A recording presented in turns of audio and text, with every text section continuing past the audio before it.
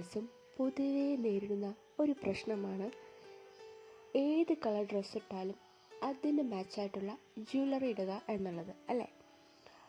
അപ്പോൾ നമ്മുടെ കയ്യിൽ ഒരു ഫാൻസി ടൈപ്പ് മാല വന്നിട്ടുണ്ട്.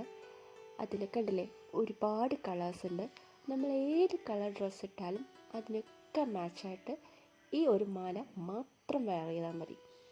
ഇപ്പോൾ ഇതിൻ്റെ 2 ടൈപ്പ് നമ്മുടെ കയ്യിലുണ്ട്.